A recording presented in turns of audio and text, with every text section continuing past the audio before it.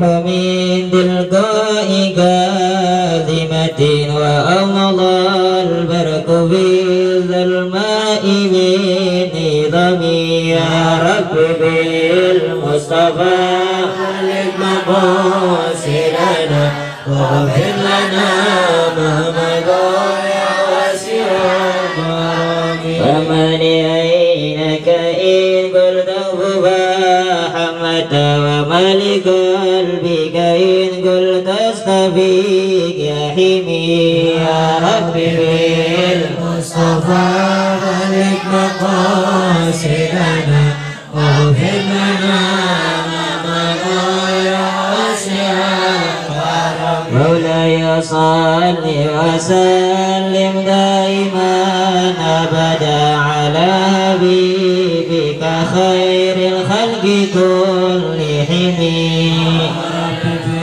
المصطفى بلغ مقاصدنا واغفر لنا ما مضى يا واسع الكرم اللهم صل وسلم وبارك عليه وعلى آله الفاتحة بنية الصالحة صاحب الكتاب الشيخ عمر بن أحمد بروجة وأصولهم وفرعهم وخصوصا الحبيب علي بن عبد الرحمن بن أحمد بن أبي بكر الصديق وأصولهم وفرعهم والحبيب منذر بن فؤاد بن محمد المسوى والحبيب عبد الله بن أبي الحداد وأصولهم وفرعهم والحبيب الحبيب أحمد بن الحداد وأصولهم وفرعهم أن الله يغفر لهم يرحمهم لدرجات في الجنة وينفعنا بأسرارهم وأنوارهم وعلومهم في الدين والدنيا والآخرة وإلى حضرة النبي محمد صلى الله عليه وآله وسلم بشر الفاتحة أعوذ بالله من الشيطان الرجيم بسم الله الرحمن الرحيم الحمد لله رب العالمين الرحمن الرحيم مالك يوم الدين إياك نعبد وإياك نستعين اهدنا الصراط المستقيم صراط الذين أنعمت عليهم غير المغضوب عليهم ولا الضالين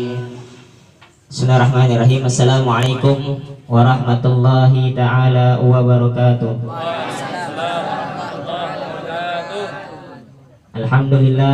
Alhamdulillahilladzi hadana lihada wa ma kunna linahtadiya laulan hadanallah. Allahumma salli wa sallim ala sayyidina Muhammadin miftahi babir rahmatillah adada ma fi ilmi la salatan wa salaman daimaini bidawami mulkillah wa ala alihi wa sahbihi wa mawala la hawla wa la quwata illa billah.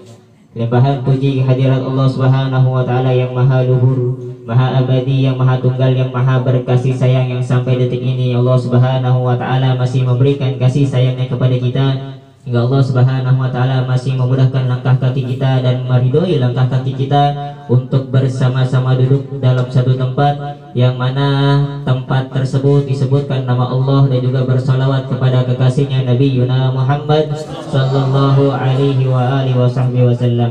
Salawat serta salam selalu tercurah kepada junjungan kita, pemimpin yang arif dan bijaksana, kepada Sayyidul Anbiya, idola yang patut kita idolakan, kekasih hati yang patut kita tanamkan dalam hati, ialah Sayyiduna wa Habibuna wa Nabiyuna Muhammad sallallahu alaihi wa alihi wasallam beserta keluarga, para sahabat-sahabatnya, dan insya Allah kepada kita selaku pengikutnya. Amin amin ya rabbal alamin. Yang sama-sama kita muliakan guru kita tercinta, guru kita bersama Ayahanda Al-Ustaz Bakhtiar. Kita doakan semoga beliau diberikan limpahan kebahagiaan dunia dan akhirat. Allah luaskan rezeki beliau, Allah mudahkan dakwah beliau, diberikan panjang umur, sehat, afiat. Amin amin ya rabbal alamin. Yang sama-sama kita muliakan, kita hormati juga guru kita bersama, guru kita tercinta yang berhalangan hadir pada malam hari ini, Al-Ustaz Raka Pratama Surya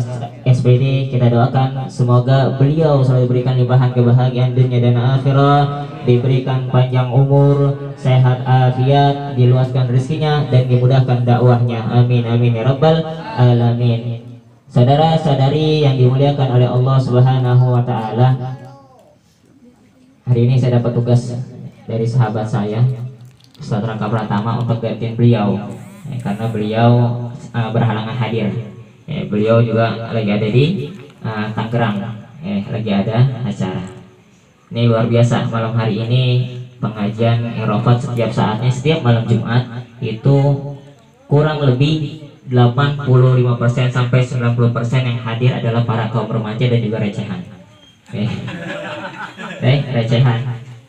Tapi kita bersyukur sekali lagi, alhamdulillah kalian yang receh, walaupun yang recehan yang hadir, ibarat uang tidak akan jadi 100.000 kalau tidak ada recehan. Bisa jadi 100.000 kalau nggak ada recehan, kagak bakalan jadi. Makanya nih kita perlu dukung recehan-recehan kayak begini nih, anak-anak muda. Makanya alhamdulillah Al-Fakir bersyukur banyak orang tua di majlis di sekitaran Majelis Taklim Irofat ini yang mendukung anak-anaknya untuk hadir ke dalam majelis ilmu. Karena begini, kalau tidak didukung kalau tidak didukung untuk hadir di dalam majelis ilmu, ini tanggung jawab sebagai orang tua akan berat di hadapan Allah Subhanahu wa taala. Ibarat anak kita ini adalah seperti yang pertama itu seperti kertas kosong. Apapun yang mau kita tulis di kertas tersebut, maka itu akan tertulis dan akan tetap tertanam. Apalagi ini permanen, spidol ditulis dengan spidol permanen sampai kapanpun nggak akan bisa hilang. Dan itu nanti akan jadi pertanggungjawaban di hadapan Allah Subhanahu wa taala. Yang kedua, anak-anak kita ini, recehan-recehan ini adalah saham atau modal yang diberikan oleh Allah Subhanahu wa taala kepada orang tua. Kalau seandainya, sebagai contoh gini analoginya, kalau ngaji sama saya pakai analogi banyak kan. Analoginya, bapak atau ibu atau teman-teman sekalian di sini yang punya uang 100 juta pasti akan berpikir 100 juta ini supaya dilipat gandakan dan berhasil dengan yang baik, dan prosesnya juga bagus, pasti akan ditanamkan saham ke tempat-tempat yang baik. Pasti akan, wah kalau ke kantor ini, ke restoran ini kayaknya sahamnya akan maju pesat. Nah begitu juga dengan anak-anak kita. Kalau anak-anak kita ini tidak ditanamkan dengan baik atau tidak diinvestasikan dengan baik untuk akhiratnya, maka kita akan binasa sebagai orang tua. Karena apa? Ini sudah banyak disampaikan oleh guru-guru kita. Anak ini bisa memasukkan orang tuanya ke dalam surga, bisa juga memasukkan orang tuanya ke dalam nerakanya Allah Subhanahu wa taala. Sebagaimana pernah ada kisah diriwayatkan ketika ada seorang anak diadili oleh Allah Subhanahu wa taala. Kenapa kamu tidak ngaji? Kenapa kamu tidak memiliki ilmu? Kenapa kamu tidak ibadah? Ya Allah, bagaimana saya ingin ibadah? Bagaimana saya ingin menuntut ilmu sedangkan orang tua saya itu tidak memperhatikan saya sama sekali? Maka orang tuanya yang tadinya asik-asik ucap-ucap kaki di surga, maka ditarik oleh Allah Subhanahu wa taala, dipanggil dan dijebloskan ke dalam api nerakanya Allah Subhanahu wa taala. Maka Bapak dan Ibu sekalian yang mendengarkan ini, tolong diperhatikan anak-anak kita. Jangan hanya diperhatikan masalah duniawiyah. Kebanyakan daripada kita ini orang tua selalu memperhatikan dunia ya.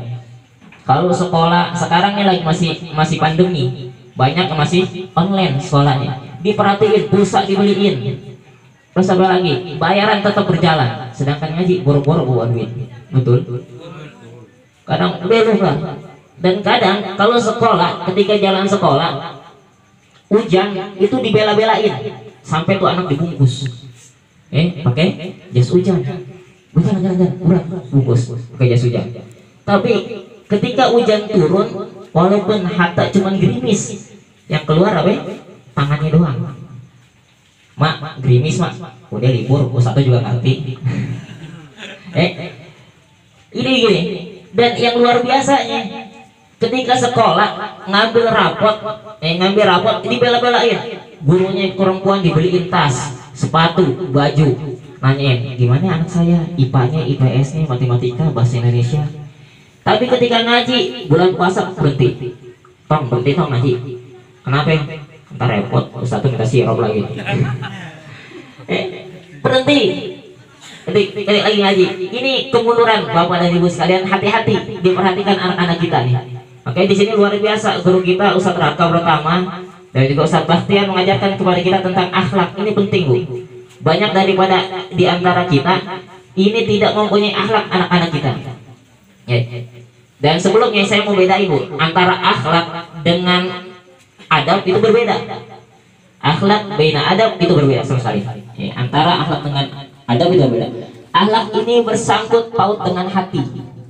Kalau ada orang, contoh, biasanya kita ini kebanyakan lagi di jalan nih, apalagi pemuda-pemuda nih, diselip sedikit tuh langsung di hati, sialan tuh orang tuh menyebabkan kecelakaan tuh, mati, sumpah seneng banget gue deh. Nah, tuh akhlak, nyumpahin orang kagak ada akhlak. Itu justru yang diajarin sama Nabi adalah doakan dengan kebaikan, sekalipun orang tersebut nyakitin hati kita. Nah, kalau adab ini bersangkut paut dengan lahiriah. Jadi kalau akhlak itu batin, lahiriahnya itu adab.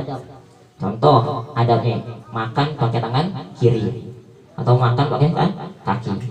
Ustaz nggak punya tangan, nggak apa-apa kalau nggak punya tangan. Boleh baru pakai kaki. Tapi kalau udah punya tangan dan tangan kanannya masih lancar, lalu pakai tangan kiri sok-sokan, biar apa? Biar ekstrim, Ustaz. Biar ekstrim dikit tangan kiri. Diangkat makanannya, ini namanya tidak punya adab. Apalagi sampai tidak berdoa kepada Allah Subhanahu wa Ta'ala, maka makanan tersebut yang tadinya halal menjadi haram lantaran kita tidak berdoa kepada Allah Subhanahu wa Ta'ala. Ya, ini antara akhlak dengan adab. Nah, anak-anak kita ini zaman sekarang ini luar biasa, akhlak dan adabnya kagak ada sama sekali.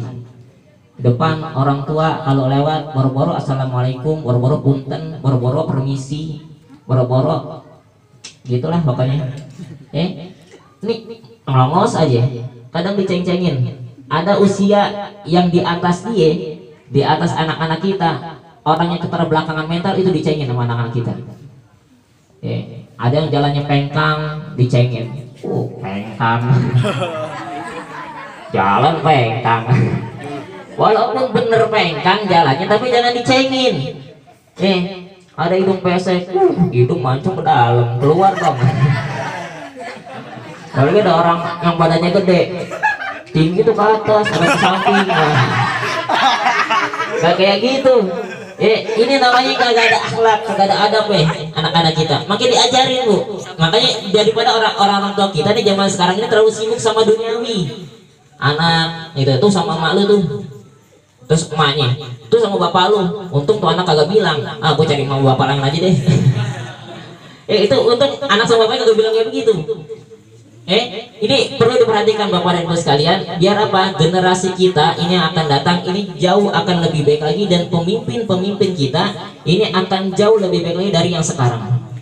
Karena syubanul yaum rijalul god.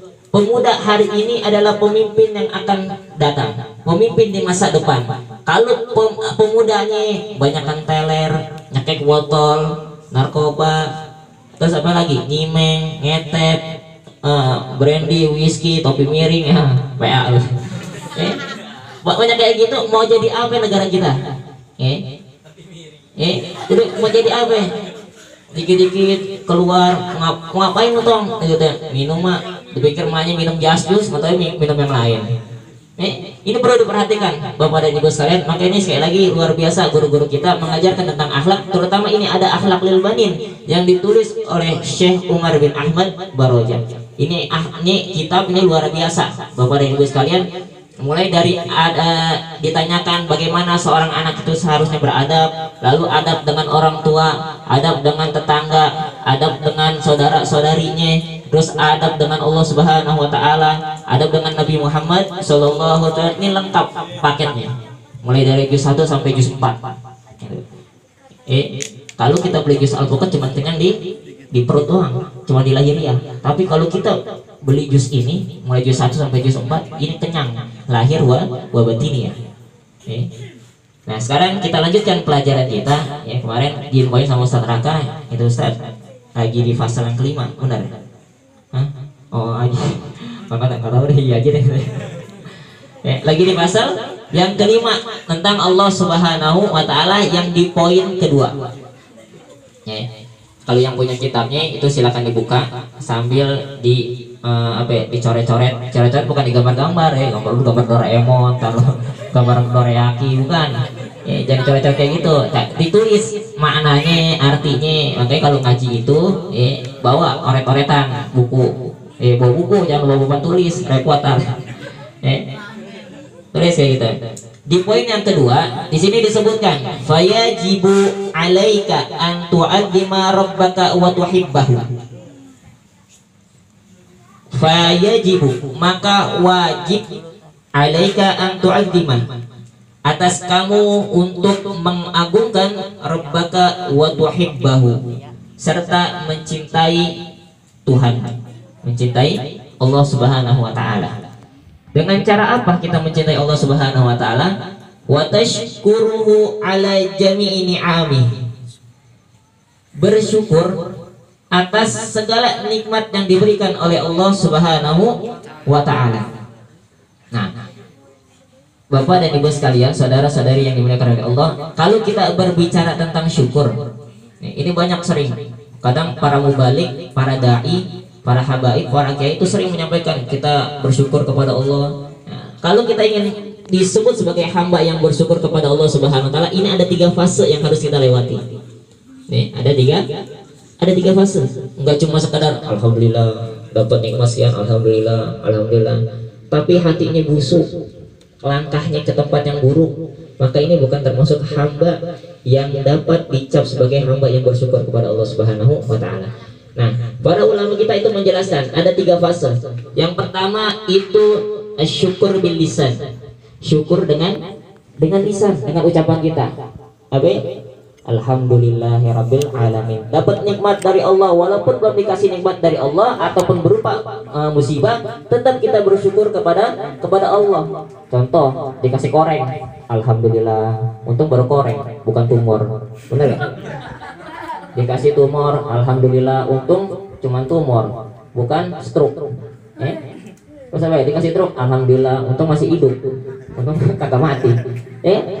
Kita berpikir seperti itu, karena sebagaimana firman Allah Subhanahu wa taala di dalam Quran surat Ibrahim, itu Allah menyebutkan wa idz ta'adzana rabbukum la in sakartum la azidannakum wa la in kafartum inna adzabi lasyadid. Dan tidaklah kalian memperhatikan bahwa Tuhanmu telah berfirman bahwasanya barang siapa yang bersyukur atas nikmat yang telah aku berikan, maka akan aku tambahkan.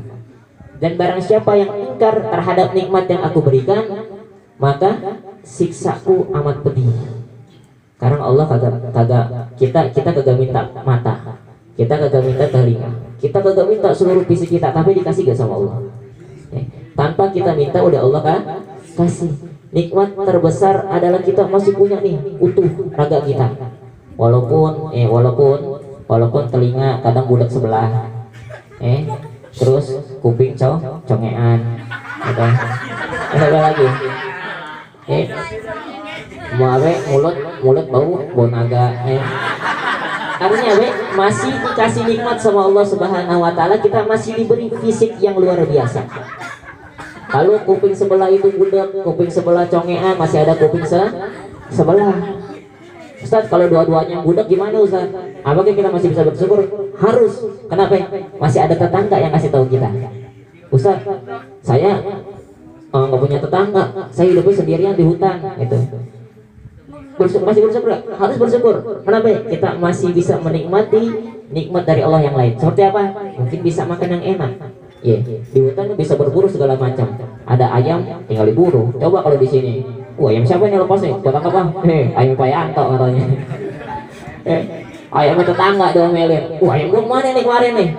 Ayam gue, gitu. Itu tuh sama si Toin yang sebelah, gitu. Kenapa? Orang ayamnya pelihara di halaman, gitu. Nah, kemarin tuh sempat-sempatnya pemerintah kita bikin undang-undang ayam masuk ke halaman tetangga. Dapat hukum, dapat denda.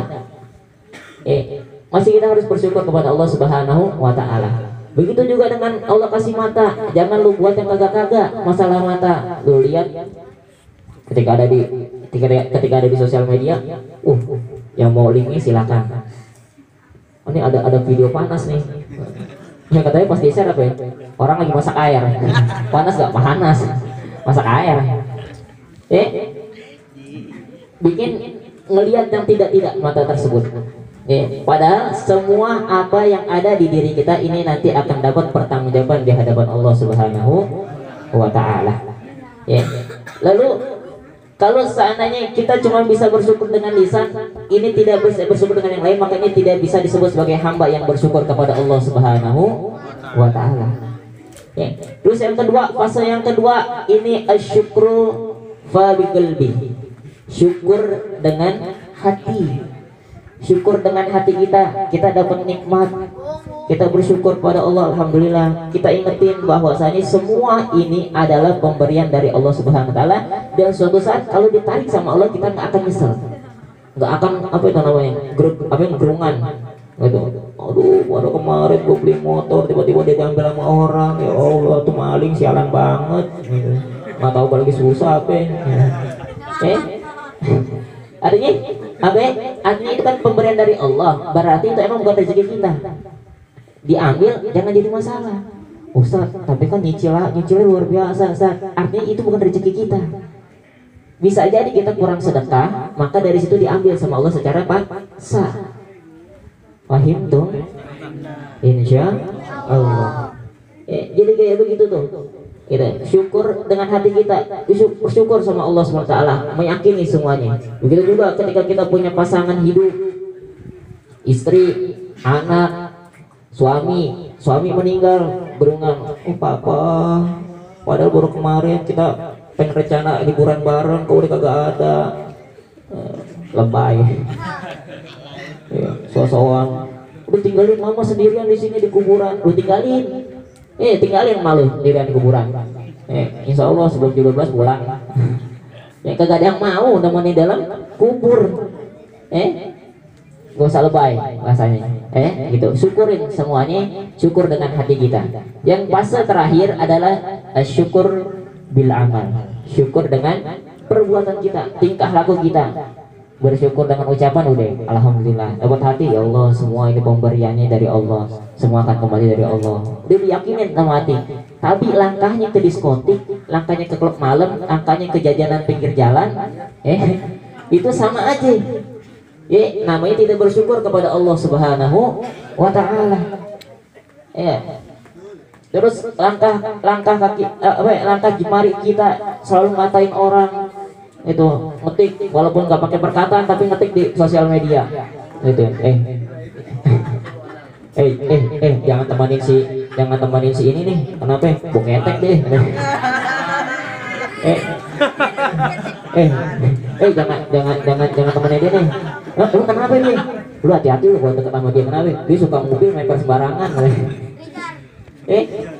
Ini namanya tidak bersyukur kepada Allah Subhanahu wa Ta'ala. Paham dong? Jadi 3 fase kalau kita ingin bersyukur atau dicap oleh Allah sebagai hamba yang bersyukur. Lalu di sini disebutkan dengan cara apa kita bersyukur atas nikmatnya Allah Subhanahu wa Ta'ala, bi an tamtasila awamirah, dengan menjalani segala apa yang diperintahkan oleh Allah Subhanahu wa Ta'ala. Allah bilang wala taqrabu zina. Simpel tuh ayatnya. Gak usah dilanjutin deh, ya kan? Simpel itu dulu tuh. Kadang kita udah tahu ayatnya wala taqrabu zina, janganlah kalian mendekati zina, tapi kita tetap aja. Saya enggak. Pacaran? Cuma gitu doang, Sob, gitu ya. Nah, pacaran walaupun tidak ketemuan, pacaran nih. Antum semua pada pacaran, nggak ketemuan, cuma ketik chat di WhatsApp, di apa lagi, di Telegram, di SMS, semuanya cuma ngetik, tapi ada tanda emot kiss mak gitu ya. Makanya itu udah jadi zina.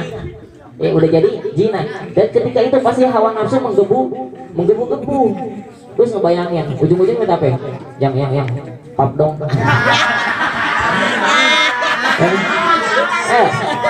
Pasti anak-anak muda di zaman sekarang begitu. Yang pap dong. Gitu. Dikasih nih. Yang video call. Habis video call, lagi yang kameranya turun ke bawah dikit aja. Sama ceweknya dibalikin kamera belakang. Nyenter siapa? Nyenter neneknya.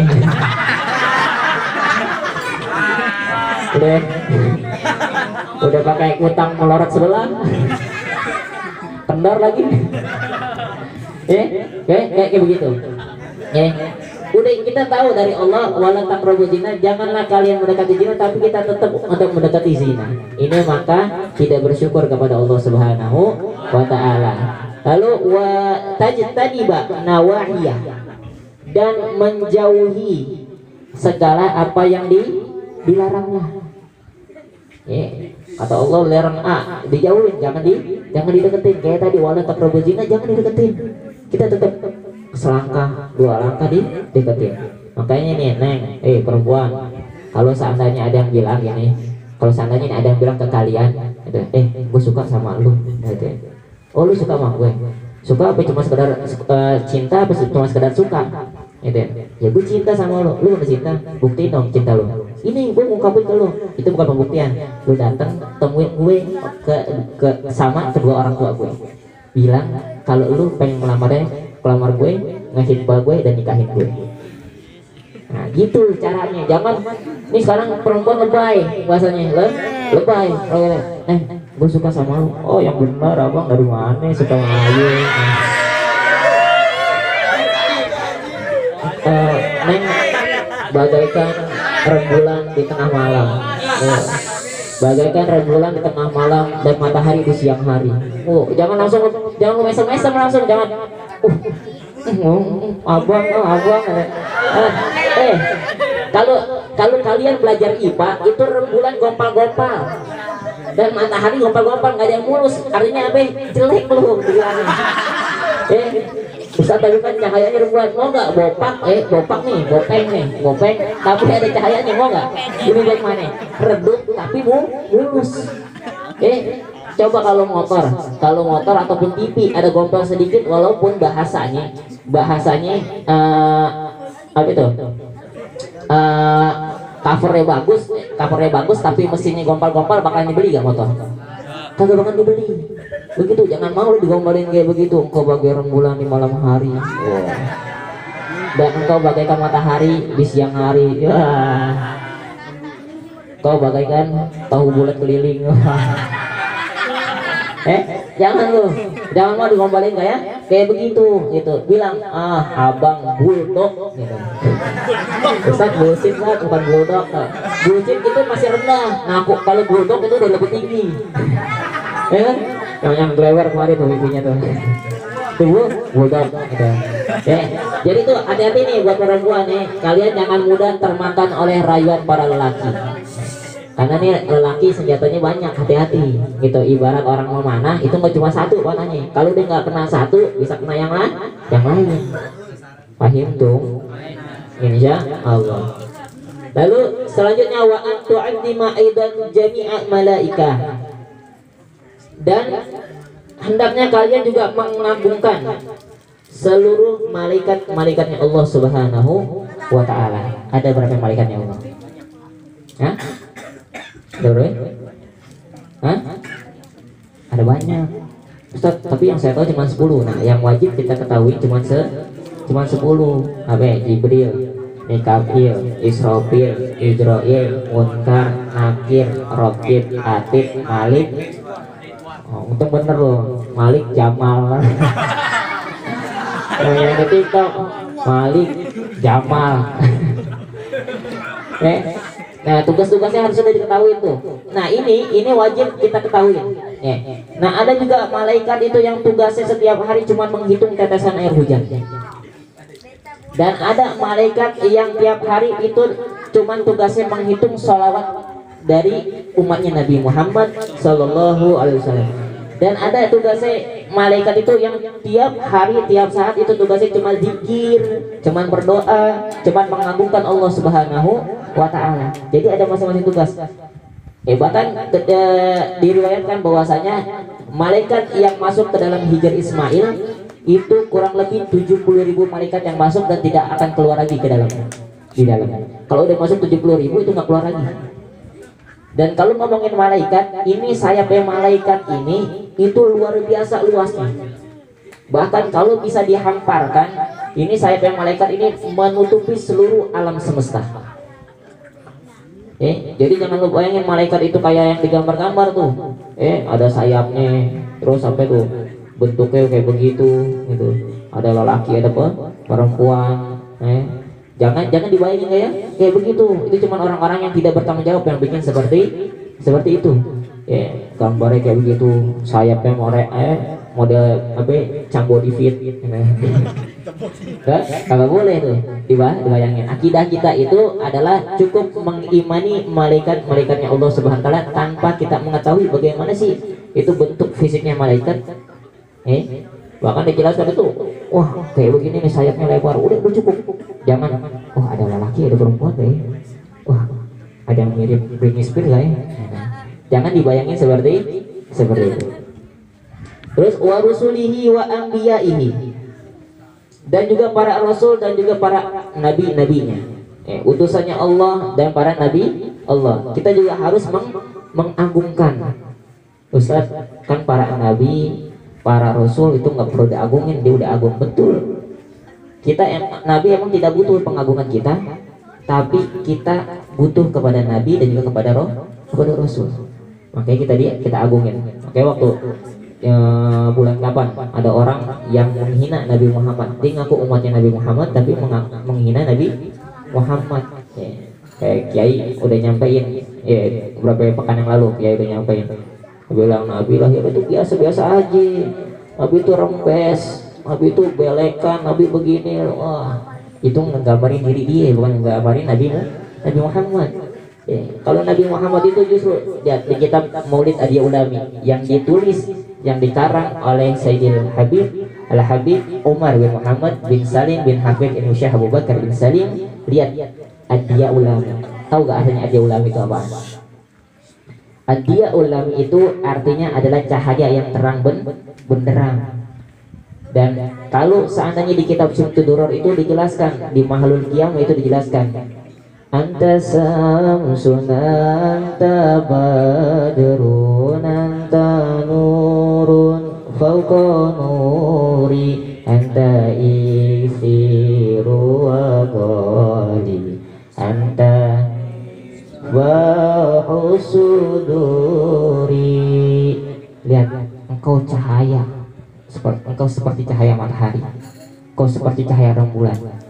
Terus fauqa, dijelasin sama Kiai kemarin, fauqa itu kalau udah kata fauqa, kalau dalam bahasa Arab, kalau ala, kitabun alal maktab, kitab ini di atas meja, itu masih ada nempel, nempel.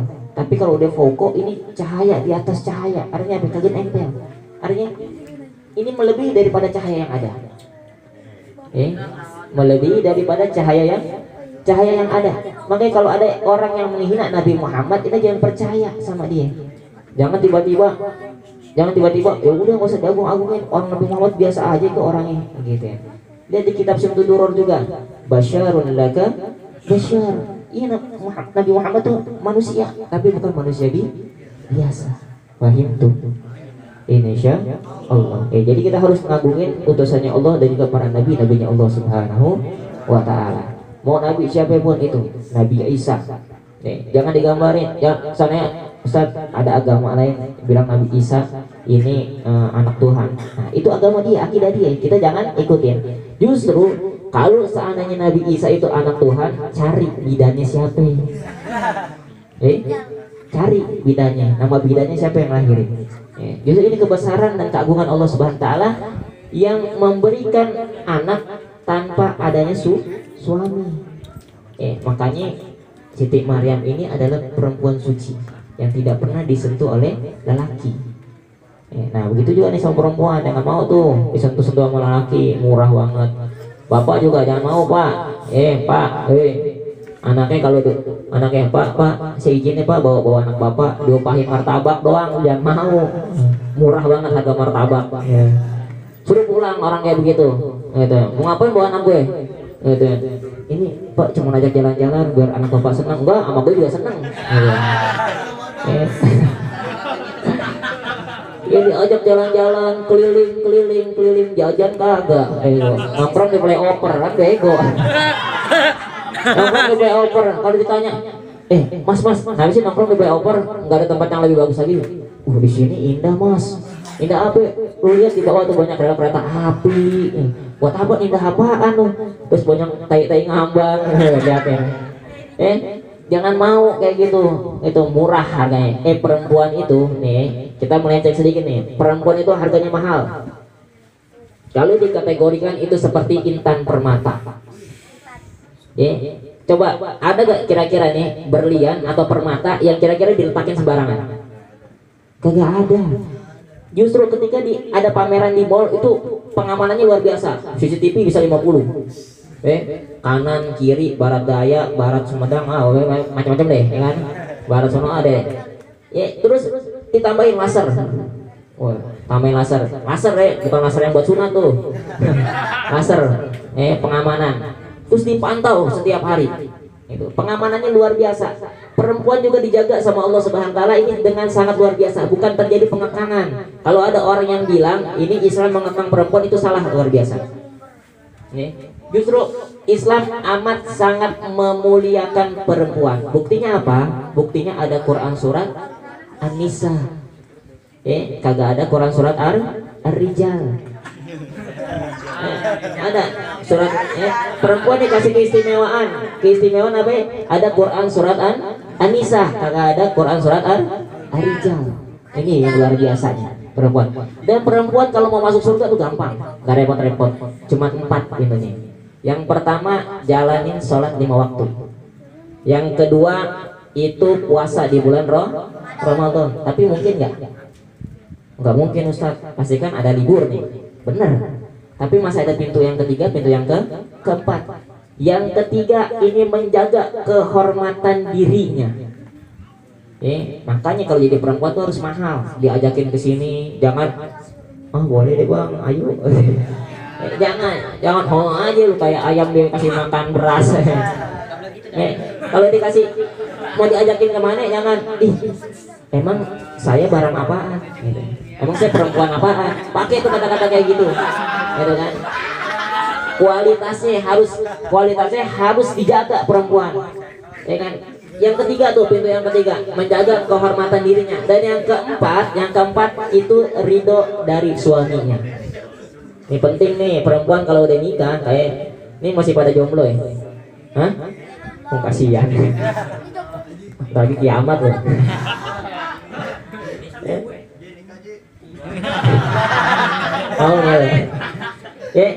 Itu yang keempat, ridho dari suami.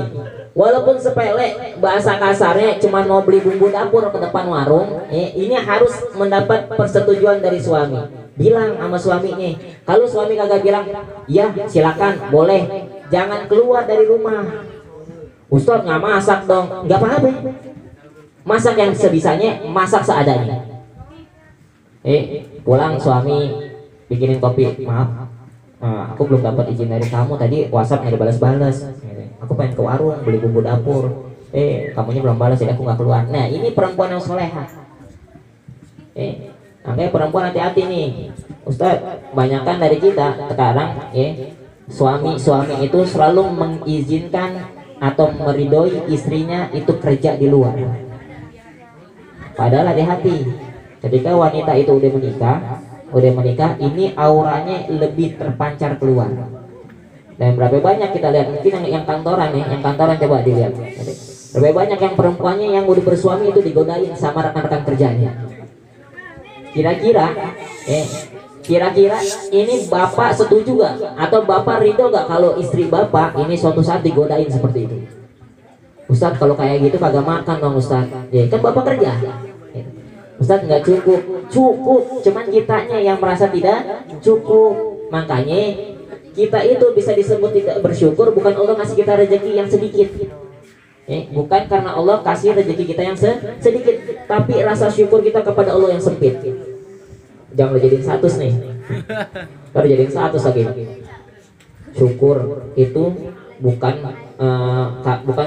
karena kalian diberi oleh Allah harta yang sedikit, tapi karena rasa syukur kalian kepada Allah yang sempit. Jadiin 100 like. Wah,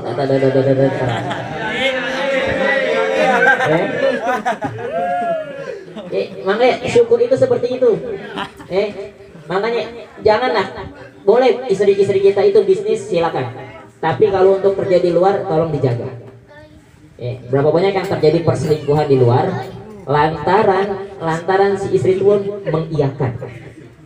Untuk apa? Untuk memenuhi kebutuhan rumahnya. Kenapa? Pengen punya sepeda, kepengen punya motor. Udah punya motor, kepengen motornya dua. Udah punya motor dua, kepengen mobil.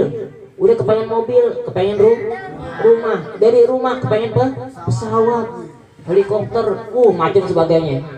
Kalau rumah kita ini pakai kubah enak nih, Makanya berapa banyak anggota DPR, anggota MPR, para pejabat-pejabat kita itu yang korupsi. Lantaran apa? Lantaran kalian para istri, para wanita yang kurang bersyukur terhadap suami-suami kalian. Dikasih 10.000, alhamdulillah. Dikasih 20.000, alhamdulillah. Itu jangan ngeluh. Gua 10.000 dapat apaan? Ke toilet juga suruh balik lagi. Jangan ngeluh kayak begitu, diterima. Justru nih, ini penting nih buat para wanita, penting. Saya sampaikan, kalian sebagai wanita itu tidak perlu tahu berapa penghasilan suami. Dosa tuh begitu, nanti suami saya selingkuh gimana? Tiba-tiba duitnya disamperin buat wanita lain gimana? Nah, si bapak pun harus terbuka kepada istrinya. Ini resep daripada rukun sakinah. Harus rumah tangga yang sakinah supaya tenang, kagak diliputin ekonomi aja yang dipikirin. Piring pecah, perabotan bolong semuanya lemparin gara-gara ekonomi. Lu gaji sekian masih gue cuma segini. Kagak perlu tahu istri, wanita tidak perlu tahu berapa penghasilan suaminya. Yang perlu diketahui oleh istri itu, yang perlu diketahui oleh wanita dari suami adalah berapa yang diberikan suami kepada kalian. Fahim tuh? Insya Allah. Dan kalau si suami pun sama, harus terbuka kepada si istri.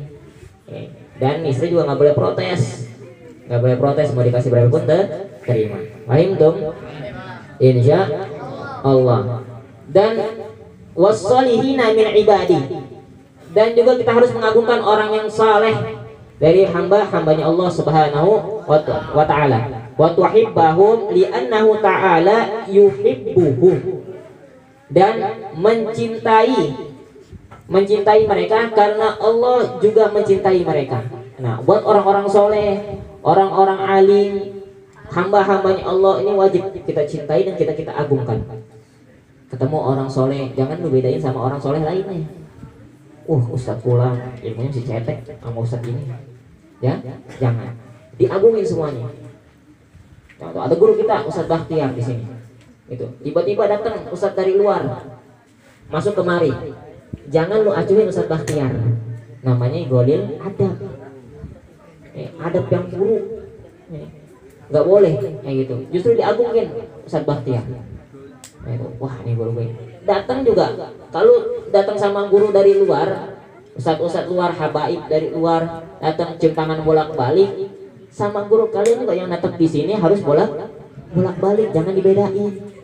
Kalau datang guru dari luar cium tangan bolak-balik berdiri, kirain guru datang, guru tetap kita di sini Ustadz Bakhtiar kagak berdiri ketika beliau datang. Ini namanya kagak ada keberkahan di ilmu kita. Kira-kira paham apa yang saya sampaikan? Insya Allah. Ini saja yang dapat Al-Fakir sampaikan. Mudah-mudahan yang sedikit ini bisa dimanfaatkan di dalam kehidupan kita sehari-hari dan bisa menjadikan pribadi kita jauh menjadi lebih baik lagi, dan tidaklah kita keluar dari majelis ini melainkan Allah Subhanahu wa taala telah mengampuni segala dosa-dosa kita dan mengabulkan segala hajat-hajat kita. Yang sedang sakit, yang sedang tidak sehat, mudah-mudahan diberikan kesehatan dan kesembuhan oleh Allah Subhanahu wa taala. Yang sedang di dalam kesulitan, kesukaran, kesusahan, mudah-mudahan diberikan kemudahan oleh Allah Subhanahu wa taala. Yang sedang di dalam kegalauan, kegundahannya, mudah-mudahan dihilangkan rasa kegalauan dan kegundahannya oleh Allah Subhanahu wa taala. Ini wa ala kulli niyatin shalihah wa ila hadratin Nabi Muhammadin sallallahu alaihi wasallam. Syiril Fatihah.